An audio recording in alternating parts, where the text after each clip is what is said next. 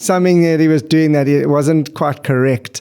And you said, and you just went, yeah, well, that's exactly why you were fired. And I was like, oh my gosh, I can't believe you just said that. Hi, I'm Sans. And I'm Shira. This is Gift of the Gab, where we take contemporary issues and look at them through a giving lens. As you know, our office is full of banter, full of jokes. The banter. And I thought it could be something to talk about. What do you think? Banter?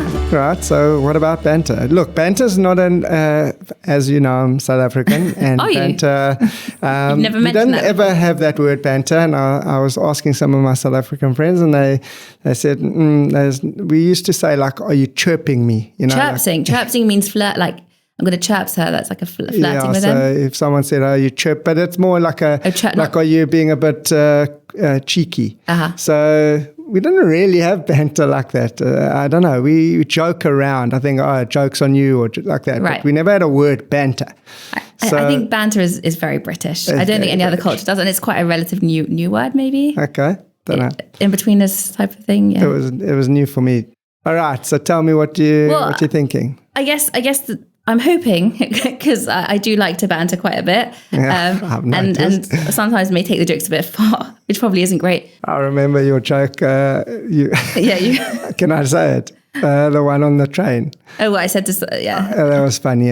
We had a guy, I'm sure he'll take it as banter. Yeah, he did. If he listens. We had a guy that worked with us and didn't work out. Really, the timings for him didn't work out. So we went downtown and remember that? We were sitting there and he did something. He showed me a piece of something he was doing. Something that he was doing that it wasn't quite correct.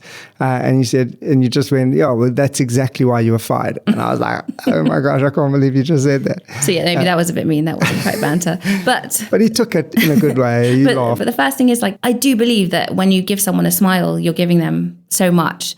And when we're talking about giving, that is such a huge element. It's just making people laugh, being besimcha and being happy. And I think you're right. Bringing a person a smile, bringing a person to, find in themselves happiness is such a powerful, such a great thing, such a good thing to do. And you know those moments where, like, you're laughing so hard and you feel so good afterwards, after, like, something happens, you're laughing, and it's just, I guess it's such a great gift to give someone, is if you can make them laugh a lot and forget all their problems. The gift of a smile. I love that. But yeah, what are your thoughts on it? Yeah, I think you're right. I think, look, we have a good office, and I think there's a fair amount of banter. There is a point where I think we have to be careful of. There's a thing called onnat devarim, and that is verbal, causing a person pain by speaking. Right. And, we've got to be, there's a fine line. I've got two stories from my youth. One is that I'm quite slenderly built, and my mates used to call me chicken legs. Oh. So that's what I was called. I was like, chicken legs. Did it hurt you when they said it? At a point it did. I remember last year when we climbed Kilimanjaro, I had that at the back of my mind, that these chicken, like, am I going to get up? And then when I got onto the top, I actually remembered saying to myself, hey, these chicken legs made it to the top of Africa. So there you go. That's one story. And then the other story is that we used to run a camp, and a summer camp for Jewish kids. And we were in the Cape, and there was a township which was predominantly mixed race. Mm-hmm. And the office was literally on the side of the fence. And there was a little shrubs by the fence, but you could see through. And so we were there every year, and at the beginning of the year, beginning of the camp, we come in and, like, we'd set up. It was an advance guard, and I was with one of my best mates, and there were 10, 15 of these young little boys standing in the outside the fence, but looking through, and they were waving, and as we came around the corner, they were waving more and more. And then the one screamed, "Hey, look, it's Pinocchio!" and that's what they obviously named me, because we were very friendly to them, and we'd give them excess food and all the stuff that we didn't eat after a meal, etc. But they were all like, "It's Pinocchio. And Why were they calling you Pinocchio? well, come on, because I have a very well pronounced nose, and I'd got over it. I was like 20 or 21, but I owned my Jewish nose. We all do. But I did used to have a bit of a complex about my nose, and if someone said something, but now I'm pretty much cool with it. But those are two things that that's where maybe the banter went a bit far. Yeah. I mean, you've got quite an interesting name as well, so I feel like you probably get a lot of nicknames all the time. Oh, okay. So Sands. So I introduced myself as Sands, and why? Because when I was in America doing outreach, we lived in a place called Madison, Wisconsin, and we went. In America, it's very different to the UK. You actually go and introduce yourself to people on the streets. So we did that. It's called tabling, and we walked down the streets, me and a colleague, and we walked up to the first people. I'll never forget this. And I said to these two young ladies, I said, "Hi, my name's Sans," because that's how you say it in South Africa. And she looked at me and go, "What?" I said, "Sander." She went, "Huh?" I said, "Sands." And she said, "Why didn't you say that, Rabbi?" And literally my name became Rabbi Sands from then on.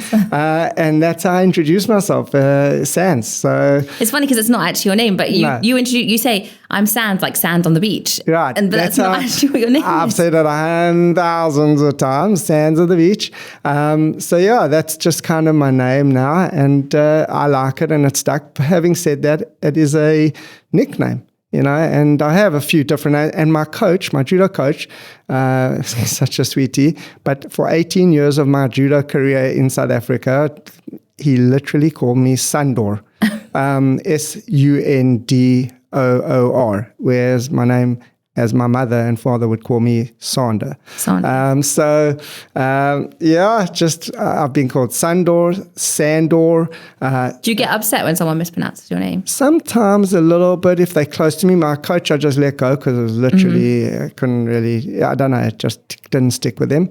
I did get upset, and weirdly, I left in year 3, my year 3 class because my year 3 teacher couldn't get my name right. Wow. And I changed class. I went up to my mom. I was crying and she said, okay. And she changed me from the class. I don't know. So that's my stories about my name. But and I've looked a little bit into, different things about nicknames. It's not so simple to give a person a nickname they don't like. Right. And you never know if someone likes it or not. Yeah. So I had a friend growing up. Okay. And a whole crowd, I'm going to change it around slightly in case I don't want to embarrass anyone. But a whole crowd, he had quite an obvious physical feature. Like he was, I'll change it around, but he was quite spotty. So a whole crowd called him Spotty, and he would call himself Spotty. So he'd walk into classes and the teacher would say, "What's your name?" And he'd say, "My name's Spotty." And that's, everyone called him that name. Throughout high school, every time we were anywhere, he would always be on videos. "Hey guys, it's Spotty, talking live at you." That was just his name. Yeah. And we all went on our gap years. And I saw him after our gap year for the first time, and his spots had gone. And I saw him and I went up to him. I was like, "Hey, Spotty, how are you doing?" And he actually said to me, "I'd prefer if you didn't call me that anymore." He was like, "Up until this point, I've been too insecure to say that. Like, I used it as a shield for my obvious insecurity. But now that I'm actually not Spotty anymore, I'm not embarrassed about it. I like, it made me really upset every time I used it. And I was like, "But you called yourself Spotty as well." But you never know what someone's going through. So you never ever know. Definitely. I think you're right. I think we got to be very careful of that, and labels on people anyway isn't a good thing. We've got to just have that sensitivity that, there's a backstory to everyone. Absolutely. Chicken Legs did stay with me and stayed with me until last year when I got up and realized, okay, I managed to do it. So I guess you're right. And these labels do stick, and other people hear them. They use it too. You never know the consequences. Yeah. But I guess bring it back to the banter conversation. It's the same kind of thing, because like the joke that I made that we started off with, which probably wasn't right. But saying to someone that's why you were fired, even if it was a very innocent joke, could really upset someone. Yeah, we do sometimes say things, but the key is to be sensitive and start to develop a little bit of a filter to realize that it can hurt. And, someone, I think it's a saying, we joke around, but every joke's got a little bit of truth in it. So you got to be careful. A giver would make people laugh. Right. But a giver would also... And give compliments. Yeah. And that's a whole nother... Make people smile. And that's what real giving mindset. But then if you're a real giver... Right. You would not take it to that point where it might upset anyone. So you'd be super cautious about where the line is drawn. And knowing who and when you can say what. Yeah. To. Yeah. To not just push it beyond, because it's so easy to go beyond. And, people in social settings, it's all jokey and that, but got to be careful about that. I really, really enjoyed that conversation, Cheryl. Thank you so much. So did I, Sans. You got it right. And until the next time, keep doing good things. Gift's mission is to inspire and enable lifelong giving. Subscribe to Gift of the Gab podcast wherever you get your podcast from. And feel free to drop us a note at podcast@jgift.org if you have any comments or any suggestions of what we should be talking about in future. And of course, check us out on social media @Gift Charity for ways to get involved.